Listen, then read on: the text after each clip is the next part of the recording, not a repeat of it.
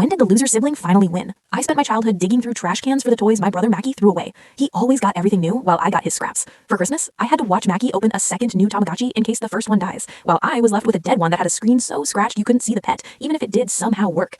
Even on my 10th birthday, when I begged for a Game Boy Advance, my family handed me Mackie's old Game Boy Color with a scratched screen that barely worked. It's too expensive, they said, only to buy Mackie a GBA a week later. I tried to complain about it, but my parents immediately shot me down, saying, "Why waste money when your brother's old one works perfectly fine?" And each time he'd get something new, I'd just find it in the trash a week later. "It's for babies," Mackie would tell me. But when I found his entire card collection in the trash can, thrown out and forgotten, like how my parents pretty much did with me, I actually felt excited. It was like digging up treasure. I looked around and grabbed it, cleaned up his old premium binder, and admired the restoration. "Welcome to the family," I said to the cards before storing it away safely. After that, I fell in love with restoring and collecting everything Mackie threw out. I kept things in their cases so they wouldn't get dusty, made acrylic boxes for other toys, and even saved all my allowance just to buy a limited edition binder for the Pokemon cards. I joined a few online forum groups for toy collectors and picked up on how to restore the dead Tamagotchi and repair the screen. When it started working, I grinned and shared it online. Everyone applauded me, wishing their kids took care of their toys like me. And over the years, I ended up making a lot of friends from these groups, all nerds and geeks whose rooms look like vintage museums. So when Mackie continued mocking me, saying, "Your room looks like you're 5, grow up already," it didn't even bother me anymore. 10 years later, the communities I joined became massively popular. The collection I started when I was just 6 ended up being worth more than a fancy full-paid house.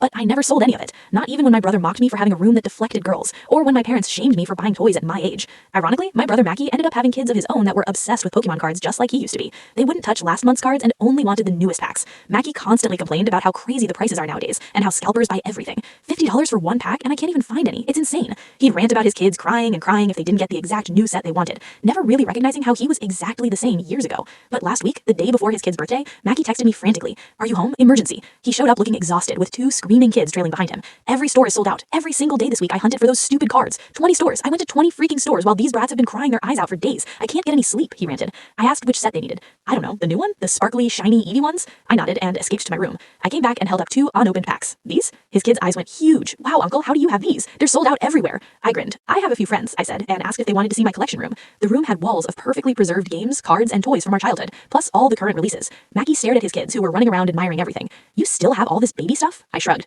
"Yeah, well, those babies right there are worth a fortune." He looked at me like I was crazy while his older kid pulled out their phone and started scanning items. "Dad, this Tamagotchi is worth $400. This sealed Game Boy is $5,000. Holy crap, this is amazing." He snapped photos of it. I wish we had this at home too. I watched my brother frown at his comment, clearly hurt. He walked around the room quietly until he spotted his old binder. His face went white as he started frantically looking up prices on his phone. When his eyes landed on the shares, he laughed in disbelief. "Are you freaking kidding me? $400,000? This was mine?" I smiled. "Well, it was, but I scooped it up from the trash, kept it safe when it was worth nothing. That's the funny thing about treasure. Worthless to you, priceless to others." Mackie walked around the room, hands shaking when he recognized item after item he once owned, calculating what he'd thrown away. Meanwhile, his kids carefully held out the cards I had given them, asking if I could teach them how to preserve them like I did. I showed them the proper sleeves and storage. The key is respecting what you have. Now his kids visit every weekend to learn about collecting and preservation.